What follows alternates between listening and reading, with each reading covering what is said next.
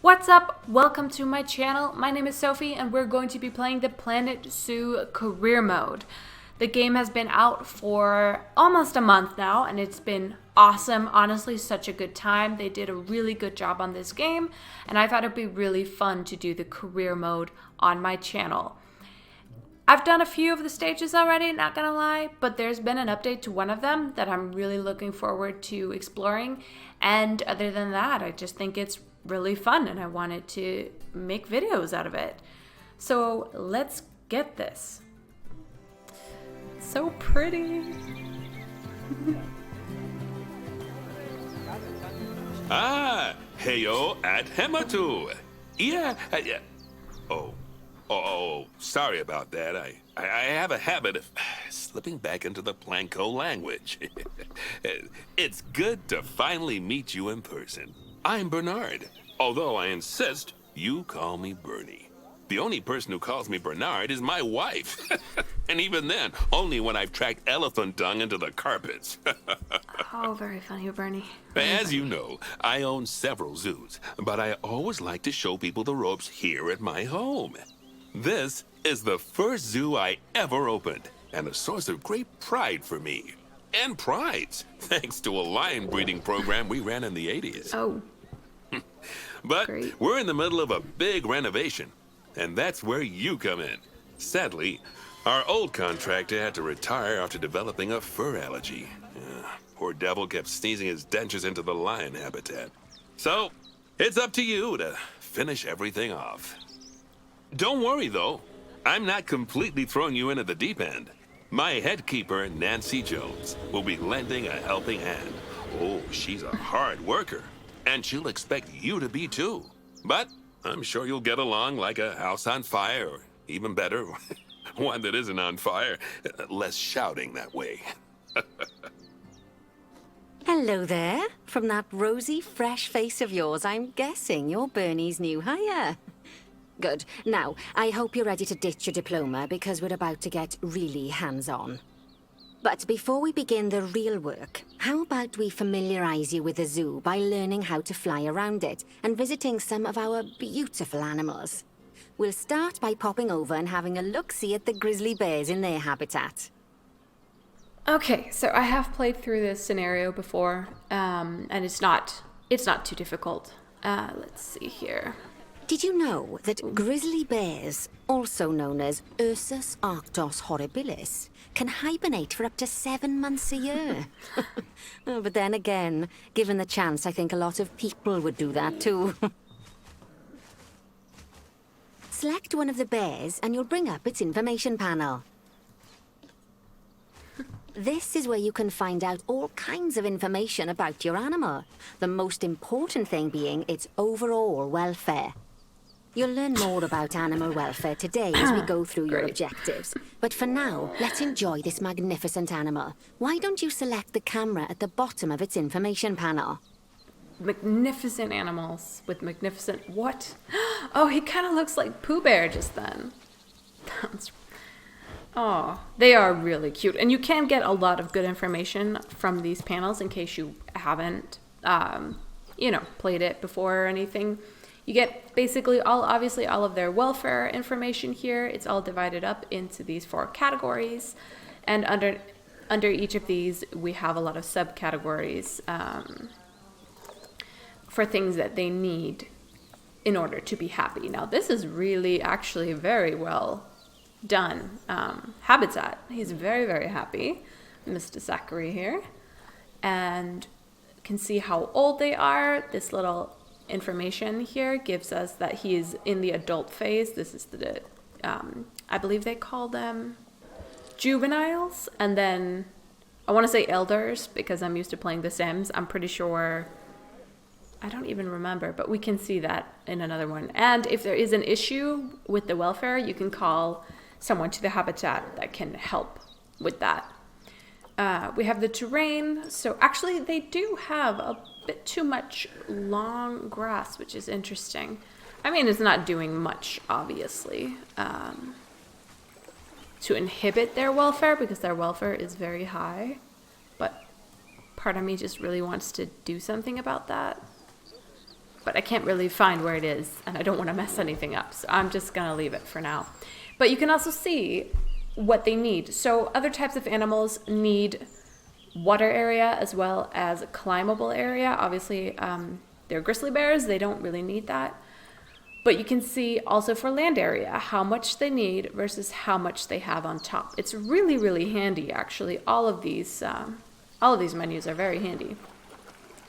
And how much they need, obviously, terrain distribution. And you can just tap in. I'm sure you've probably seen videos on this game before, but it is really, really handy. Then we have their enrichment, which is actually, I haven't looked too much at this. But you can see how much they are, how much they're getting from the things that are in the habitat. And I believe when things like the cardboard boxes and I think the ball maybe also, but definitely cardboard box, you need to reset them every once in a while because they get all jacked. Let's see, stud book. Yes, so here you can see when they were born, when they turned into adults, when they become elderly, and when they die. And if they're females, they'll also get one extra one if they give birth, so you can see when they've given birth. So you can follow along, see how old they are. I do wish that if you hovered over these, you could see at what age they become adults and so on, because that's just nice to be able to see. This is hilarious. I love that so much. With his little tummy and everything. Oh, what? Oh gosh. Okay, that is one thing. The camera just freaks out sometimes. We also have their social panel where you can see the population, how they're doing with that, and obviously their welfare, social welfare. And as well their genetics, which is really important for when you trade them or release them into the wild, especially. Where you have to, well, we'll get to that later, actually. Yeah, so there's the appeal rating, the physical stats, and the lifetime stats, which is interesting. Oh, you've been fighting. Zachary, a wild boy. Yeah, so let's go into that camera. See now, this is a fantastic way to get a close look at your animals. You can also get this view of an animal by simply double-clicking on it. They are Okay, beautiful. when you're ready, let's pop over to the other side of the zoo and take a look at the lions. I've marked their location for you to find. Oh my goodness, look at the little toe beans. Oh, and the nub. Oh, that's a reference, by the way, to a Lucid Chart video, if you've watched those on bears. I love those videos. They are so funny. Oh my god. I am in awe every time I play this game. The animals in it are so beautiful. Alright, where are we going? The African lion exhibit. Oh, sorry, West Africa lion. Oh, excuse me. I'm trying to control it with the keyboard. I'm so used to playing The Sims where I just use the mouse for everything. I want to get better at using my keyboard, but it is, yeah, it's something you gotta get used to. Oh my god. Panthera Leo Leo, or the West African lion to you and me. Lions are the most social of the big cats, and there can be as many as 40 lions in a pride, although prides of that size are pretty rare. As Bernie would say, those lions are awesome, which is precisely why I handle training instead these days. Anyway, how about we get started on those objectives? Come on, let's head over to an empty habitat and see what needs doing there. Alright, I'm trying not to speak too much when they speak because I'm a little bit unsure about the settings I have for the sound. So I know I've turned down the soundtrack volume, but I don't know how much it's gonna be with everything else. I don't know, maybe I should turn that down as well. You know what, I think I will. So I'm gonna turn that up and pull that down a little bit. Yeah, I just don't want it to be too distracting, and I'm just gonna turn, I don't think, hopefully it won't be too noticeable in the other areas or in the previous part of this video, because I'll probably try and just turn it down while I'm not speaking, because I am recording in OBS, so I'm recording my voice at the same time as the dialogue and generally just the sound from the game. But yeah, Hopefully it won't be too distracting, and if it is horrible, I'm so sorry. Oh my goodness, look at that! It's a little lion cub. I love the animals. I have been waiting for this game for like years, basically, but obviously since they announced it, this is... it's so good. I'm still so pleased with it. I didn't play Planet Coaster just in case, so my building skills are probably not super awesome. But I've learned some stuff. I've looked up some stuff, and gotten sort of a little bit the hang of it. But I'm by no means a prodigy. If you want someone who like does truly just beautiful things, there are tons of really really good channels that do that. That's why I thought I'd go through the career mode, because I really love the challenge of that and the gameplay aspects. All right, let's see here. As you can see, it's a lovely space for animals, but it's missing a certain something. Well, two somethings. Warthogs. So I'd like you to adopt a pair of them. To adopt animals, we need to open the animal market, which is in the animal trading section. All right, Nancy, you got it. There we are, a pair of perfectly splendid warthogs for our zoo. Just click on them and select Adopt from the side menu. Normally the animal exchange would be full of animals, but I've emptied out the market while you learn how it works. The last thing I need is you accidentally ordering a dozen elephants.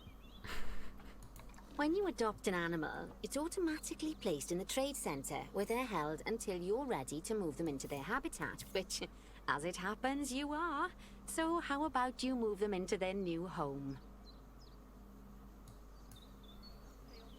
When you ask for an animal to be moved into a habitat, your caretakers will go to the trade center, collect your animal, and deliver them to your selected habitat. I've marked the trade center's location, so let's go and watch the caretakers in action.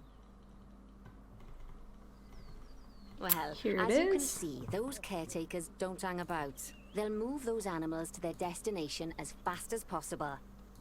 Of course, normally we'd have to place the animals into quarantine before moving them into a habitat, but I am assured by a person of good standing that these warthogs are in the very rudest of health.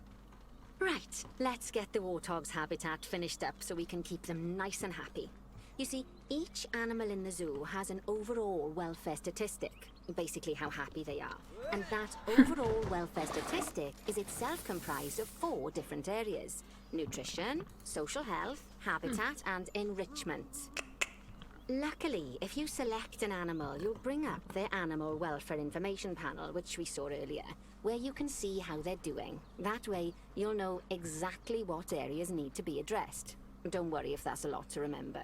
You can always check the Zoopedia for more information. Let's start by making sure we're taking care of the warthog's nutrition welfare. To do this, we'll need to place a food station and a drinking station. Now, each animal requires a different type of feeding station. And for the warthogs, it's a small feeding trough. So let's add one of those and a water bowl. All right.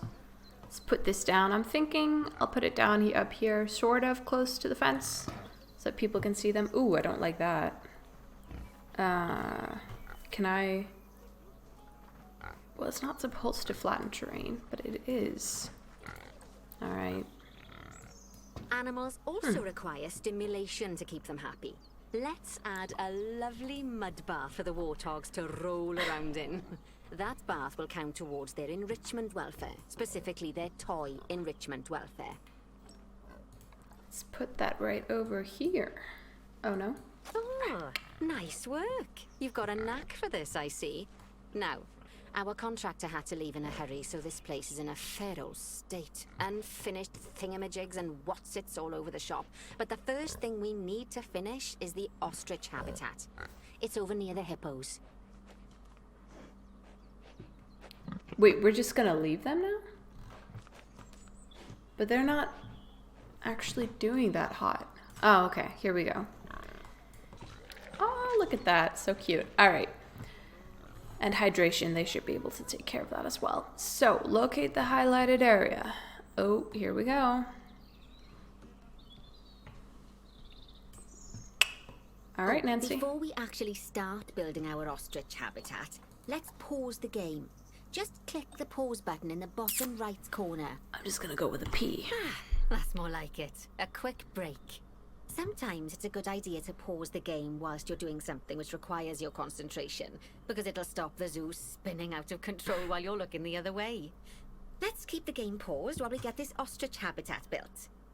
Okay, job number 1 here is to add a habitat gate before we complete the barrier. Every habitat needs a habitat gate. After all, how else would the keepers get in and out? Just make sure it's hooked up to the path so the keepers can reach it. You know, now that I've gotten into the game a little bit more, this is actually kind of confusing to me. Why would you want it here when you have a staff path right over here? Wouldn't you want the gate? I mean, I just feel like that probably makes more sense. Maybe we can move it later. If I can, I will, because this actually makes no sense. Let's complete the perimeter barrier so we can adopt us some ostriches. I've marked out an area for you to use, so I'd like you to finish off the perimeter using the brick barrier. All right, let's see if I can make this look,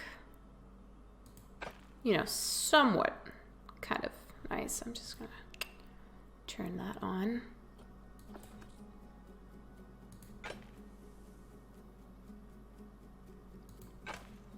Oh, no, that doesn't look good at all, does it? Can I just make that not... bother. All right, let's go maybe like that. Oh, no. Yeah, like I said, I'm not like a super pro at this. That does not look good at all. All right, let's just make it straight and turn that off. Good work. Remember, Thanks. before you can place animals in any habitat, it has to have a full loop of connected barrier. Now, you've probably noticed that guests can't actually see into this habitat at the moment.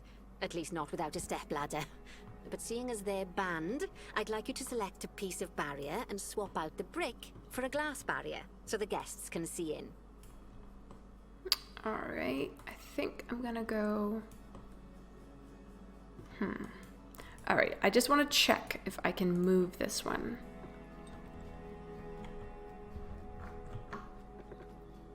Can I add this here?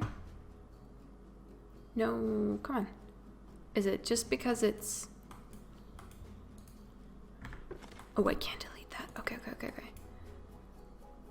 Oh, you can. Awesome. You know what? I believe we're supposed to place something over here in a little bit, so I'm gonna try. Why not? What? Okay. I don't understand why I wouldn't be able to put it down here. But I can here. All right, you know what? Fine, I'm gonna let it sit here and maybe try a little bit later. I don't know. I really want that to not be there. It does kind of bother me because I like, preferably if I can, I like to make the behind the scenes stuff truly behind the scenes, and just having a habitat gate there. I mean, you don't see that in zoos for real either, right? Like, it's just kind of weird. All right. Oh, no, wait, that's not what you're supposed to do. Replace section with glass. All right, so... There we go. There we go. Adding in more windows gives guests even more opportunities to see the animals in a habitat. It's always best to make sure the guests can get a good view into a habitat from the path they're walking on, because it makes them happy, and because this would be a pretty terrible zoo if they couldn't. The last thing we need to do is to add a donation box. You see, when guests enjoy the view of an animal, they'll make a donation. Just make sure you put them in easy-to-reach places, like near a viewing point. Donation boxes are one of the main sources of income for the zoo, so make sure you remember them. Now, before we adopt our ostriches, you should click the play button. After all, if the game's paused, then so are our caretakers, which will make it a bit tricky for them to deliver the ostriches, eh? By the way, as well as pausing the game, you can speed the game up by clicking on the fast forward button. It'll run everything at 2 times and 5 times faster. It can be useful, especially if you're waiting for money to accumulate or for animals to be delivered to your habitat. Personally, I use it when I'm waiting for a brew to finish. All right, you've finished the habitat, so it's high time we adopted those ostriches, don't you think? Let's get 4 of them in here. That's funny. I just noticed something. This must have come in the update. When you hover over some of this, you can see the shortcut for it. So the shortcut for changing the speed is O, and the shortcut for pause is P. And you got it over here for the multi-selection tool as well. You don't have it for everything in here. I believe that Zoo is 1. Yep, and then they goes 2, 3. Oh, wait, what? Oh, interesting. I forgot. They skip exhibit trading for some reason. All right, so barriers is 3. And then 4, 5, 6, 7, 8, 9, and 10. And then I think... No, that's it. Because, oh, and I have to mention, I have a Danish, keyboard. I keep saying that. I feel like that's just not the right word. Is that right? Right now, it sounds wrong to me. Anyway, I have a Danish version, so we have 3 extra letters, so the layout is a little bit different, and that means all of my shortcuts, well, not all of them, but some of them are different. Okay, so we gotta adopt these guys. Oh, can I not? Oh, that's kind of annoying. All right, we'll adopt them individually. I thought you could multi-select. And then I can multi-select, right? Yes. So I just send them straight in here, right? Oh, hold on. I don't want to mess this up. And place them, yeah. While we wait for them to be collected by the caretakers and brought to the habitat, you should get it ready for them. Add a suitable feeding station, water station, and an appropriate food enrichment item. It's often best to place things like enrichments and feeding stations near to the habitat perimeter, so guests can get a really good view of the animals. All right, so we're getting a little bit of different things here. So feeding station, let's just put that here. It's also, I think, really helpful for food enrichment as well as, if you're having water things, I just recommend putting in the one with the tap. That's just so much easier. I don't know. I don't think drinking water's... Yeah, all right, whatever. We'll do as she says. But yeah, placing them pretty close to the gate is just a little bit simpler for the people to get to. Oh, good to see the ostriches have somewhere they can really stretch their legs. Yay! Did you know they can actually run at 43 miles per hour? Oh, heaven forbid they ever escape. The speed camera fines alone would bankrupt us. Oh, he's very funny, huh? Well, Bernie certainly seems impressed. Did you do his speed camera joke? Every time we get an ostrich. So, now we've made the ostriches' lives a bit better, let's do the same for the keepers, shall we? To make it easier for the keepers to feed the ostriches and hippos, we should build a new keeper hut. Keeper huts are where the keepers prepare the food for animals, so they should be placed near to the habitats to make sure the keepers don't waste their time walking when they should be looking after the animals. Look at those birds. Oh, they look so good. The way they walk, it's... You see the train up there? That's pretty cool. Oh, I love that so much. Yeah. Ah, they did such a good job. Probably gonna keep coming back to that.